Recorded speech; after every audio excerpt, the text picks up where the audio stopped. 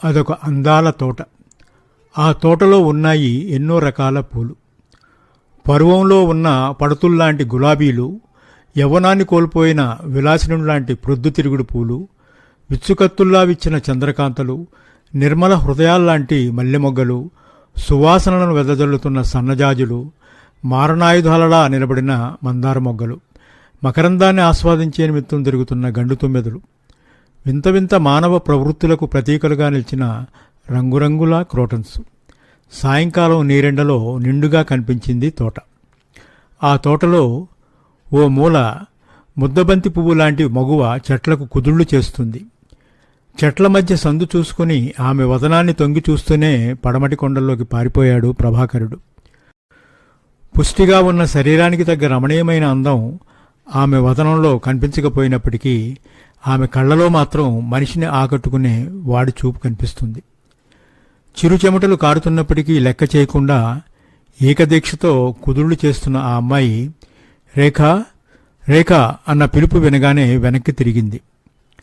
లేత గులాబీ రంగు చీరలో అప్పుడే వికసించిన గులాబీ బాలల ముగ్ధ మనోహరంగా మెరిసిపోతున్న లావణ్యవతి కనిపించింది. నువ్వింకా ఇక్కడే కూర్చున్నావా? భాస్కరం బావ వచ్చే టైం అయింది. ఇదిగో వచ్చేస్తున్నాను, ఈ ఒక్క చెట్టుకు కుదురు చేసి వస్తాను అంది అమ్మాయి. సురేఖ, చక్కగా పూలు పూసే గులాబీ చెట్లను వదిలేసి ఈ సంపెంగి చెట్టు కుదురు చేస్తున్నావా? చక్కగా పూలు పూస్తున్నాయి కాబట్టే గులాబీ చెట్లకు కుదుళ్ళు అనవసరం. ఈ సంపెంగి చెట్టు ఇంకా ఒక్క పువ్వైనా పూయలేదు. ఆ పువ్వు పూసే వరకైనా జాగ్రత్తగా చూడకపోతే ఎలాగక్కా? నీ పిచ్చి నీకు ఆనందం. అవేమైనా అందంగా ఉంటాయా ఏమన్నా పాడు వాసన అవిను? అదేమిటక్క, సంపెంగులు పాడు వాసన వేస్తాయా? కాదులే తల్లి, మంచి సుగంధ వాసనలే వస్తాయి. నేను బయటికెళ్తున్నాను, బావ వచ్చేసరికల్లా మా ఫ్రెండ్స్తో వచ్చేస్తాను. మహంకాళి తాతయ్య వంటగదిలోనే ఉన్నాడు. నువ్వు కూడా త్వరగా వెళ్ళి ఆ కాఫీ ఫలహారాల వ్యవహారం చూడు అంటూ వ్యానిటీ బ్యాగ్ను ఊపుకుంటూ వయ్యారంగా వెళ్ళిపోయింది సుజాత. పంపు దగ్గర చేతులు కడుక్కుని వంటింట్లోకి వెళ్ళింది సురేఖ. లోపల మహంకాళి స్టవ్ మీద ఉన్న కళాయిని దించుతున్నాడు. ఏం తాత, నన్ను కూడా సాయం చేయమంటావా అని అడిగింది సురేఖ. ఫలహారాలన్నీ చేశానమ్మా, ఇక కాఫీ ఒకటే తరువాయే అన్నాడు. కాఫీ కూడా అప్పుడే పెట్టేస్తావా ఆశ్చర్యంగా అడిగింది సురేఖ. అవునమ్మా, సుజాత వెళ్ళింది కదా, ఇంకో పావుగంటలో భాస్కరం బాబు కూడా వచ్చేస్తారటగా. అవును అంటూ వెళ్ళి హాల్లో ఉన్న కుర్చీలో కూర్చుండిపోయింది సురేఖ. బావ వచ్చేస్తాడు, ఇంకో పావుగంటలో తన భాస్కరం బావ వచ్చేస్తాడు. విజయవాడలో ఘనమైన సన్మానాన్ని పొంది తన బావ తిరిగి వస్తున్నాడు. గులాబ్ జామ్ అంటే బావకు చాలా ఇష్టం. అందుకే అక్కయ్య బావకు స్పెషల్గా వాటిని తయారు చేయించింది. బావ వద్దన కొద్దీ బలవంతాన మరో 2 గులాబ్ జాములు తినిపించాలి. అది సాధ్యమేనా? అక్కయ్య స్నేహితులంతా వస్తారు కాబోలు. అసలు అక్కయ్య తనను బయటకు రానియదేమో. అసలు దేవుడు తననింత అందవిహీనంగా ఎందుకు చేశాడు? చదువు మీద శ్రద్ధ ఉన్నప్పటికీ ఈ రూపమే బలవంతాన చదువును మాన్పించింది. తను అక్క కలిసి స్కూల్కి వెళ్తుంటే కాకి ముక్కు దొండపండు అని కుర్రాళ్ళు అరుస్తుంటే తనకు ఏడుపు వచ్చేది. తన మూలంగానే ఆమెను కూడా ఏడిపిస్తున్నారని అక్కయ్య అన్నప్పుడల్లా తన హృదయం బ్రద్దలయ్యేది. తను చదువు మానేస్తున్నందుకు నాన్నగారు కూడా అభ్యంతరం చెప్పలేదు. తను కూడా చదువుకుని ఉంటే ఈ పాటికి తన అక్కయ్యలా బిఏ చదువుతుండేది. అమ్మా రేఖమ్మ, స్టవ్ మీద పాలు పెట్టాను, కాగిన తర్వాత దింపేయి, నేను వెళ్ళి స్నానం చేసి వస్తా అంటూ బయటికి వెళ్ళాడు మహంకాళి. సురేఖ మళ్ళీ ఆలోచన సముద్రంలో పడింది. చదువు మానేయగానే ఎక్కువ కాలాన్ని పుస్తకాలు చదవడంతోనే గడిపేది తను. అయినా రోజు గడవడమే కష్టమయ్యేది. అందుచేతే వంట లెక్కను మాన్పించేసి తనే వంట చేయడం మొదలుపెట్టింది. మొదటిసారిగా తను వంట చేసినప్పుడు భాస్కరం బావ కూడా ఇక్కడే భోంచేశాడు. ఆ రోజు తను వండిన బంగాళదుంప కూర, కాకరకాయ వేపుడు చాలా బాగున్నాయని బావ తెగ పొగిడాడు. నాన్నగారు కూడా అమ్మాయికి కొత్త అయినా బాగానే చేసిందని మెచ్చుకున్నారు. కానీ అక్కయ్య మాత్రం ఏం కూరలు ఇవి, దాని ముఖంలో ఉన్నాయి అని కూరలన్నీ వదిలేసింది. అక్కయ్యకు తనంటే ఎందుకంత కోపం? తనేమైనా అక్కయ్యని మించిన అందగత్తా? తనేమైనా అక్కయ్య కంటే ఎక్కువ చదువుకుందా? తనేమైనా అక్కయ్యలా 10 మందిని ఆకర్షించగలుగుతుందా? ఏ విధంగా చూసినా అక్కయ్యదే పైచేయి. మాటిమాటికి దాని ముఖం అంటూ తన ముఖాన్ని దెప్పిపొడుస్తుందేమిటి? హే భగవాన్, తనకి జీవితాన్ని ఎందుకు ఇచ్చావు? పుట్టగానే తల్లిని పోగొట్టుకున్న పాపాత్మురాలని నలుగురు తనను అసహ్యించుకున్నారు. ఇంత అందవికారమైన రూపంతో తను జీవించేదెలా? బావకు కూడా తనంటే ఇష్టం లేదేమో. తను పలకరిస్తే ముభావంగా మాట్లాడేవాడు. అక్కయ్యతో మాత్రం గంటల తరబడి నవ్వుతూ మాట్లాడేవాడు. వారిద్దరూ అలా నవ్వుకుంటూ కబుర్లు చెప్పుకుని ఉంటే తన మనసు అందని అగాధాల్లోకి జారిపోయేది. అదేమిటమ్మా మాడువాసన వేస్తుంది అంటూనే మహంకాళి వంటగదిలోకి వెళ్ళాడు. పాల విషయమే మర్చిపోయాను తాత అంటూ సురేఖ కూడా అతని వెనుకే వెళ్ళింది. పాలు పొంగిపోయి స్టవ్ కూడా ఆరిపోయింది. పాల విషయం చెప్పే వెళ్ళాను కదమ్మా అంటూనే ఒరిగిన పాలను గుడ్డతో తుడిచివేశాడు మహంకాళి. నేనేదో ఆలోచనలో పడి మర్చిపోయాను తాత అంది సురేఖ. నీకెప్పుడు ఆలోచనలే అంటూ పెద్ద మరచెంబు పుచ్చుకొని పాల కోసం బయటికి వెళ్ళాడు మహంకాళి. ఆఖరికి ఎంతో కాలం నుంచి తమ ఇంట్లో పనిచేస్తున్న మహంకాళి తాతకు కూడా తను లోకువేనా అనుకుంటూ గాఢంగా నిట్టూర్చింది సురేఖ. విశాలమైన రోడ్డు మీద వేగంగా దూసుకుపోతుంది మోటార్ సైకిల్. ఇప్పుడు భాస్కరానికి ఎంతో ఆనందంగా ఉంది. ఎంతోమంది క్రీడాకారులు ప్రముఖుల సమక్షంలో తనకిక్కడ సన్మానం జరగడం గర్వించదగ్గ విషయం. ఏదో హాబీగా నేర్చుకున్న క్రికెట్ ఆట నేడు తనకింత ఖ్యాతిని తెచ్చిపెడుతుందని ఎవ్వరూ అనుకోలేదు.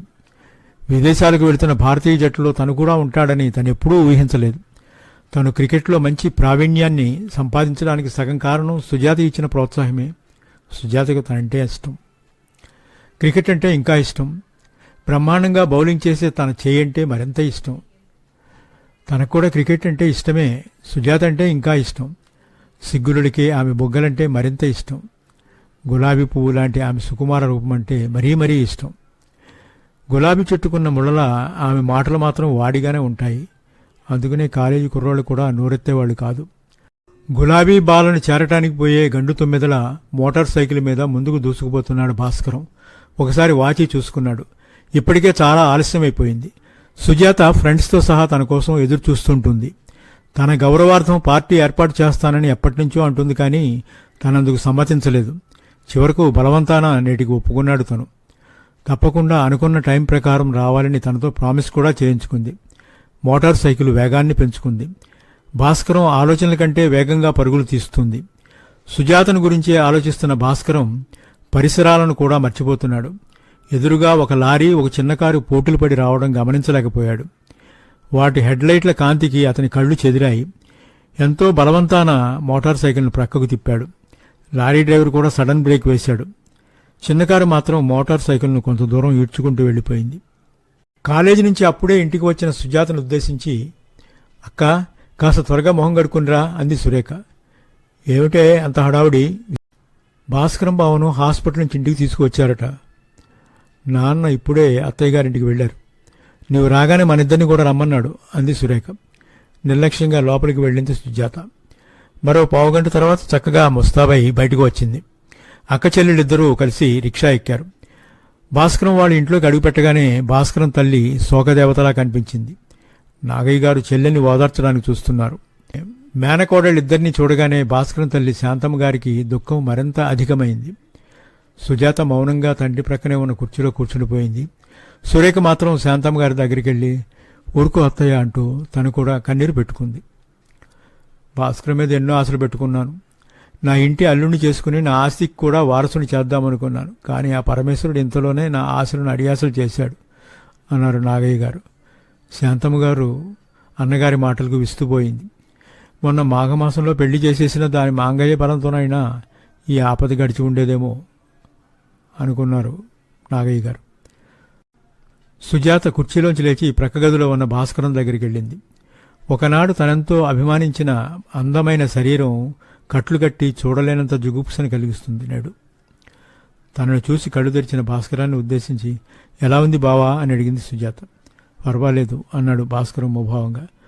జాగ్రత్తగా మెడిసిన్స్ వాడుతూ ఉండు అని బయటకు వచ్చేసింది. నాన్న ఈవేళ ఓ పార్టీ ఉంది, నా ఫ్రెండ్స్ అంతా వెయిట్ చేస్తుంటారు, వస్తా అంటూ వెళ్ళిపోయింది. దురదృష్టవంతురాలు, భాస్కరానికి భార్య అయ్యే అదృష్టానికి నోచుకోలేదు అని గొనుక్కున్నారు నాగయ్య గారు. అదేమిటన్నయ్య అలా అంటావు? వదిన పోతూ పోతూ సుజాతను ఎలాగైనా మా ఇంటి కోడల్నిగా చేసుకోమని మరీ మరీ నా దగ్గర వాగ్దానం చేయించుకుంది. భాస్కరానికి కూడా అదంటే ఎంత ఇష్టమో నీకు తెలుసు కదా. అది నిజమేననుకో, కానీ అది అప్పుడే పెళ్లి చేసుకోనంటుందమ్మా. భాస్కరానికి జరిగిన విపత్తు దాని మనస్సును విరిచేసింది అన్నారు నాగయ్య గారు. సురేఖ తండ్రి వైపు వింతగా చూసింది. గత రాత్రి తన అక్కయ్యకు తండ్రికి మధ్య జరిగిన సంభాషణ ఆమె చెవుల్లో మార్మృగింది. అమ్మా సుజాత, బావకు యాక్సిడెంట్ అయినాక నువ్వు హాస్పిటల్కి ఎన్నిసార్లు వెళ్ళావు? అప్పుడప్పుడు వెళ్తూనే ఉన్నాను కదా నాన్న. హాస్పిటల్ చుట్టూ రోజు తిరగమంటావా? అయినా ఎవరో ఒకరు వెళుతూనే ఉన్నారుగా, ఇంకా నేను కూడా ఎందుకు? అలా అంటే అలాగమ్మా. బావయ్య ఏమైనా పరాయివాడా? మీ వ్యవహారం చూస్తుంటే పెళ్లి కూడా చేసుకోమనేట్లున్నారు. పిచ్చి తల్లి, ఆ కుంటివాడితో పెళ్లి చేసి నీ జీవితాన్ని నరకం చేసే కిరాతకుడని అనుకున్నావా? అది కాదమ్మా నా ఉద్దేశం. రేపే బావని ఇంటికి తీసుకువస్తున్నారు, ఓసారి వెళ్ళి పలకరించు. సురేఖ మౌనంగా ఉండిపోయింది. తన తండ్రి మనస్తత్వానికి మాటలకు ఆశ్చర్యపోయింది. అయితే భాస్కరానికి అన్యాయం చేస్తావా అన్నయ్య అంటూ దీనంగా అడిగింది శాంతమ్మగారు. ఇందులో అన్యాయం ఏముందమ్మా? చూస్తూ చూస్తూ వాణ్ణి పెళ్లి చేసుకోవడానికి ఎవరు సిద్ధపడతారు చెప్పు? అమ్మాయిలకి ఇష్టం లేనిదే నేను మాత్రం ఏం చేయగలను చెప్పు? అమ్మాయికి ఇష్టం లేదా? చిన్నప్పటి నుంచి బావా బావా అంటూ కలిసిమెలిసి తిరిగిన సుజాతకు నేడు భాస్కరం అంటే ఇష్టం లేదా? కుమిలి కుమిలి ఏడ్చింది శాంతమ్మగారు. అత్తయ్య, అలా అనకు. భాస్కరం బావ అంటే నాకిష్టమే అంది సురేఖ. సురేఖ అంటూ కేకవేశారు నాగయ్య గారు. అవును నాన్న, భాస్కరం బావ అంటే నాకు మాత్రం ఇష్టమే. బావకిష్టమైతే పెళ్లి చేసుకోవడానికి నాకేమీ అభ్యంతరం లేదు అంటూ భాస్కరం గదిలోకి వెళ్ళింది. అప్పటి వరకు జరిగిన సంభాషణనంతా విన్న భాస్కరం లోపలికి వచ్చిన సురేఖను చూడగానే, చాలా తొందరపడి మాట్లాడుతున్నావు సురేఖ అన్నాడు. లేదు బావా, మనస్ఫూర్తిగానే మాట్లాడుతున్నాను.